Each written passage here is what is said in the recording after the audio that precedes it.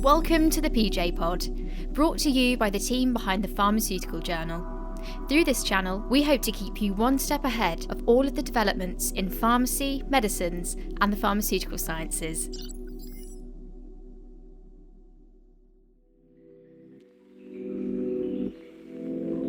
As you know, the COVID-19 pandemic has disrupted many things we previously took for granted.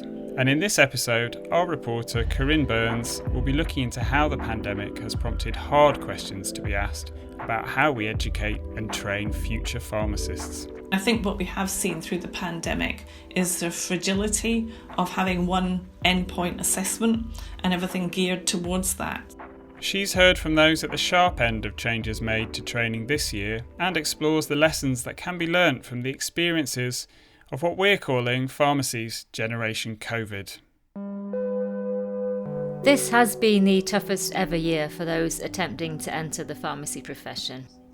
Pre-registration trainees had their placements interrupted by the COVID-19 pandemic, and the exam they were due to take in June has been delayed by 9 months. Then they were given the unique status of provisionally registered or Proreg pharmacists, which means that they have all the responsibilities of a normally registered pharmacist, but only temporarily. Finally, they have worked the first year during a pandemic, often delivering vaccinations and coping with long hours. They've done this whilst preparing for a completely unknown new style of online exam, an exam that will determine whether they can stay on in the profession permanently. In this podcast, we wanted to find out how Proregs have found this extraordinary experience. 2 of them recorded audio diaries for us, in which they've shared their day-to-day lives, their thoughts about the exam, and about their future beyond. So I'm recording this one in the evening at home. I've had quite a busy day today, so yeah, quite tired, a bit more than usual, and coffee can only do so much. So that was my day today. It'll be exactly the same tomorrow, and I'll check in with you all in a couple of days. This is Andrew and Regan. They're both provisional registrants, Andrew based in a hospital and Regan is a PCN pharmacist. We also wanted to explore the implications of their experiences as the General Pharmaceutical Council introduces big changes, such as the new foundation year that you will have already heard about, to the education and training of pharmacists from this summer. But before we do all of that, let's hear from our Proreg audio diarists themselves. The other pharmacist that works kind of in my surgery is really busy with vaccine stuff at the minute, so a lot of the work is falling to me. I'm kind of doing the workload of 2 people. So that was my day, really busy. I started my day this morning at 5:30. The Band 6 is basically just concerned about obviously losing the job, losing the salary, and just exactly what that would mean in terms of what would we be allowed to do. Would there be any sort of provision to give us a job as doing kind of more technician things, or just go back to being a pre-reg, but it is just hard to... The situation with pro-registration pharmacists this year is quite complicated, so here's a quick recap. Last summer the registration assessment was delayed. Understandably, a room jam-packed full of would-be pharmacists was not considered a good idea during a pandemic. As a result, the General Pharmaceutical Council announced it was setting up a provisional register for those who would have taken the exam last year. Proregs could work as essentially qualified pharmacists until they were able to sit the final registration assessment in 2021. The postponed exam will take place on the 17th and 18th of March 2021, with candidates sitting the exam in COVID-secure test centres or in a few special cases at home. Andrew and Regan both spoke of trying to find time to study for this exam. So revision after a full day of work is really difficult. Obviously when you're a pre-reg you get a lot of time, like during the day you get a lot of study time, but when you work full time you just don't have that kind of opportunity. And like my work's really good and they do give me like as much as they can, but it's still it's still really different from when I was a pre-reg. I'm quite lucky in that I've got a couple of weeks booked off and leave for the exam because I kept my days. But I'm lucky to have that. There's obviously, I would imagine most Proregs probably don't have that. And I know a lot of my colleagues in the trust are still having to do weekend shifts and on-calls, and that's really not conducive to getting revision in. Even if you do, say, get a day back from an on-call or a weekend, a day in the middle of a 6-day week you need that as recovery time, really. Like many others, Regan is also balancing family life with the demands of work and with studying for the assessment. I started my day this morning at 5:30 with my kids. Had to get them ready and get them off to their kind of childminder and school and stuff. Now I'm finished work, I've got to go pick my kids up. I've got to homeschool then for a little bit. And then once my kids are in bed, then it'll be time to do some revision and then sleep and then start it all over again tomorrow. In terms of how I'm feeling, tired. I think my entire cohort are probably just tired. Then, of course, there are worries about the exam itself. It just feels quite different to the potential to fail as a pre-reg, where that's kind of always stipulated and employers are aware that might happen, are probably prepared to take you on for a bit longer. To actually have that job, then lose it, and then potentially never get it back is very weird. We can hear from Regan and Andrew just how tough things are, and I expect their experience will resonate with a lot of pro-reggers across the sectors. However, both Andrew and Regan said that their teams had been supportive. So, what has this year been like for those giving that support? Janet Whittam is a trainer of pre-reggers and now provisionally registered pharmacists in Salford, Greater Manchester. I think it was trepidation at the beginning. Nobody really understood what being a provisional registrant was going to mean to them. But I think from our point of view, it was a reassurance to them that they were going to be treated like a Band 6 pharmacist. So they would have the same sort of induction programme that we would do with any new starter in the trust, and then they'd be started on a rotation. And obviously there's those provisos of things we wouldn't be expecting them to do. Can you tell me a bit about what kind of support's you've been offering for the Proregs in where you work? Yeah, so we've obviously they've all got their individual tutors, and then we did a buddy scheme with a Band 6, so people that remembered what it was like to be a newly qualified pharmacist. We also, Salford is part of the Northern Care Alliance, and the other trusts in the Alliance have also got pro-regs. So we organised some online webinars so they could have some support in some clinical areas with online training, and also a chance to speak with each other and share experiences if that's what they required. Other than that, we made sure that at the beginning of the year the ward was always with another person, if you like, in brackets, so they didn't feel worried about who to contact if they had a question. There was a named person on a daily basis who was like their day-to-day until they felt more confident and had settled into the ward area and settled into the routine. The GPHC stipulates that all Proregs have to have guidance and direction from a senior pharmacist who monitors their development. In England, Proregs were also offered additional support from an optional interim foundation programme. This gave them access to online resources, including an e-portfolio from the Royal Pharmaceutical Society. The e-portfolio allowed Proregs to collate evidence and reflections on their learning, and to self-assess how they were doing.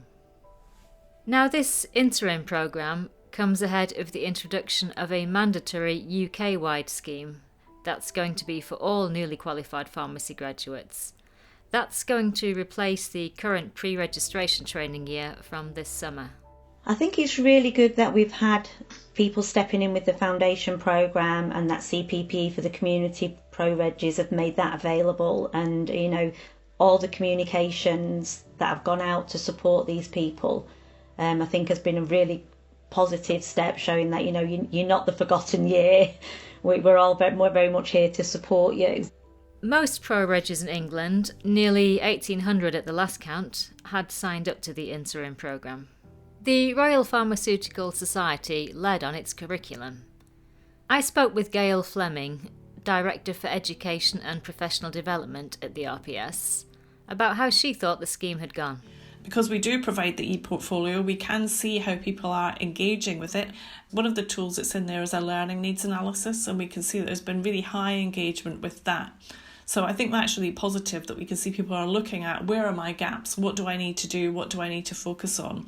The next step is, how do you address those? And we don't see as high an uptake in terms of using some of the formative work-based assessments as you would normally expect to see at this stage. But I do think that's probably reflective of the timing of the assessment. Health Education have commissioned a team to undertake an evaluation of the programme, so that will give us the answers in terms of how successful it's been. So we'll wait to see what the results are of that.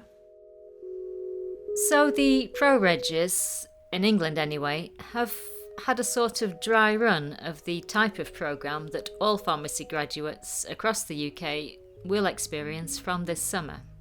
As we already said, this is part of a larger restructure of the education and training of new pharmacists brought about by the GPHC. The aim is to ensure that all newly qualified pharmacists have more clinical experience and are better able to adapt to working in the modern NHS. In fact, the plan is for it eventually to include training for all new pharmacists to become independent prescribers upon registration.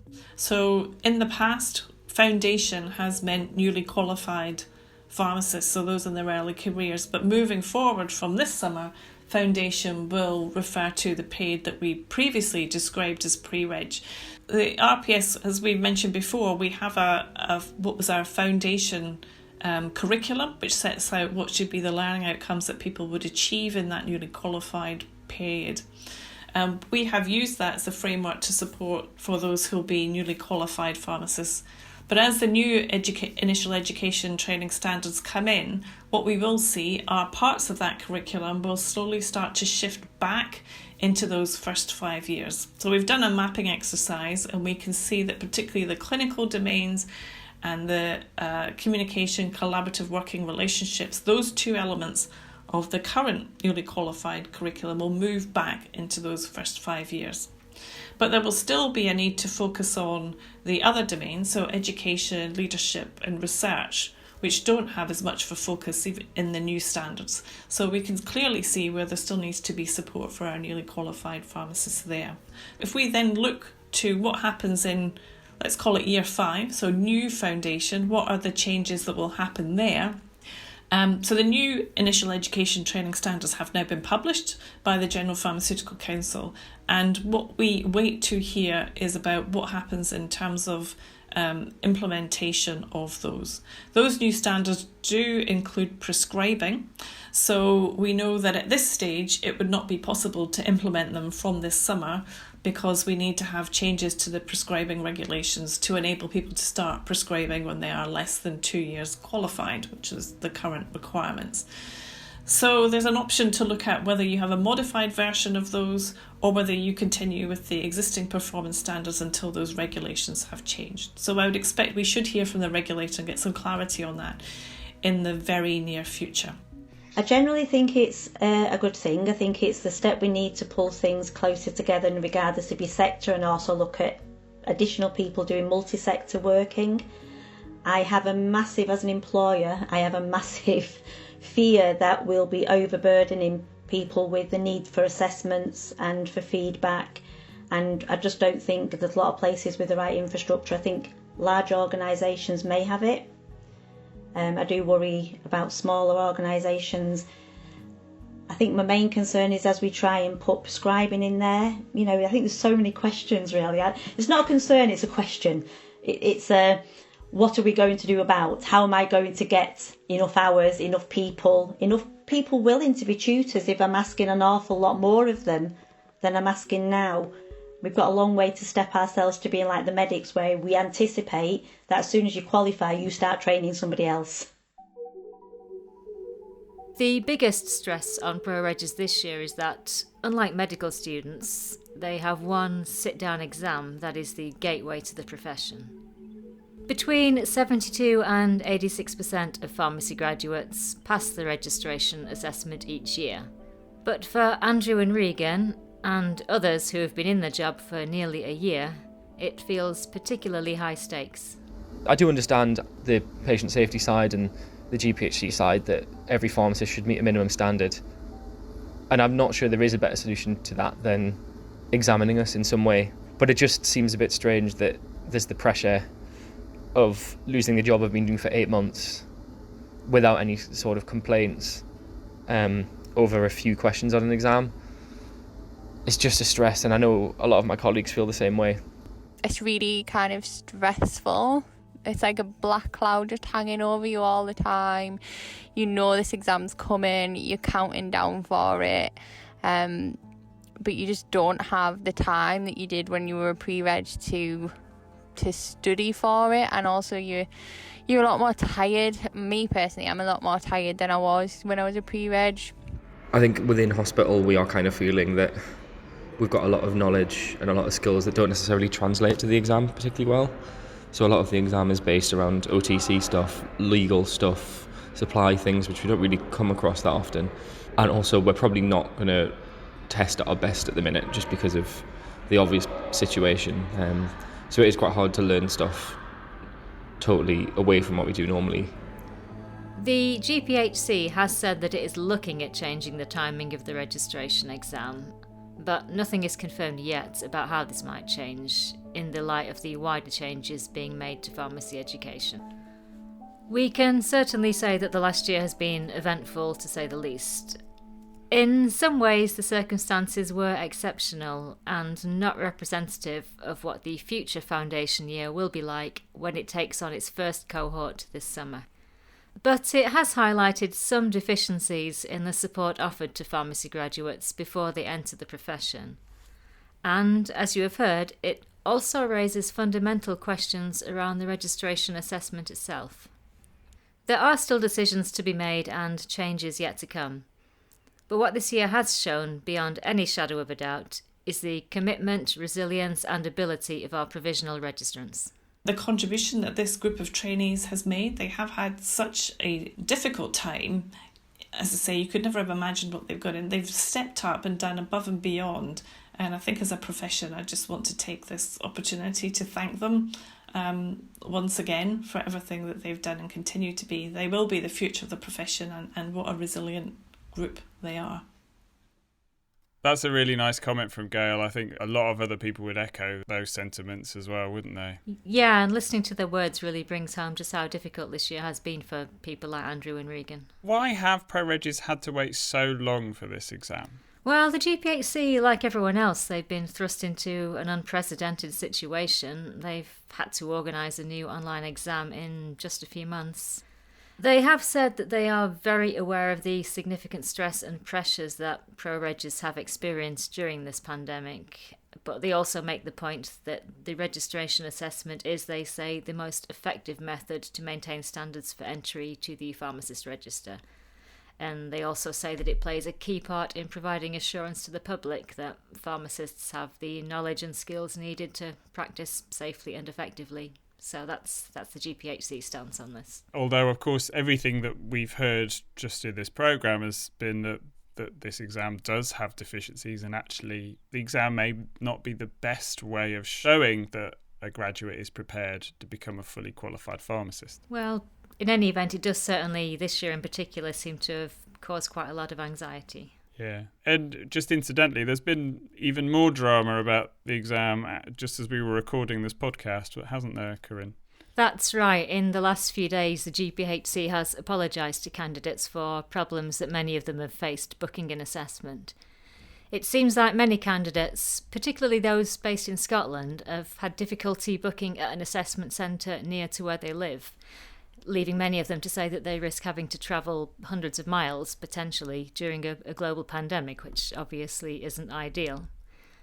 That also comes on top of a previous issue that faced candidates based overseas, many of whom were told that they wouldn't be able to sit the assessment in their home countries, having previously been told that they would be.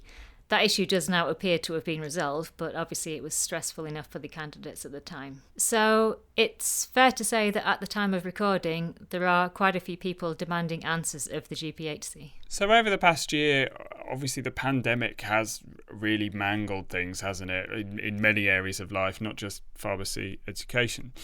But as we slowly return back to normal, whatever normal is, what lessons do you think we can draw from the past 12 months? I think we can say that perhaps better support could be offered to pharmacy graduates. The RPS has long called for protected study time to be offered by employers, and that's for all stages of your career, not just in the early careers. But that's something that I think has been particularly highlighted speaking to Andrew and Regan for this podcast. And I think protected study time could be crucial to take forward into foundation training from this summer. And the exam? Well, as we've heard today, there are people who would quite like to see the timing and perhaps the nature of assessment change. Perhaps the foundation year might be better assessed through evidence collected throughout training, just as it is with doctors. But as of yet, nothing's been decided, and we'll just have to keep our eye on that one. I think the last thing to say is we must wish all those taking the registration exam this year the very best of luck. They've had a really raw deal, and I really do hope that they get a fair crack of the whip this year. Absolutely, and we wish all the best of luck to Andrew, Regan, and to everybody else in their situation.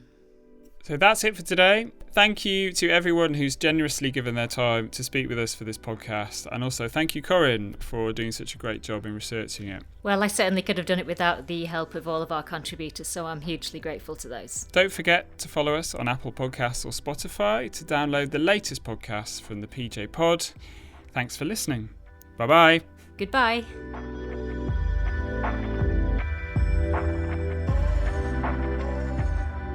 You've been listening to PJ Pod, brought to you by the Pharmaceutical Journal, the official journal of the Royal Pharmaceutical Society. You can join the RPS for the equivalent of 50 pence per day. Just search RPS membership to find out more.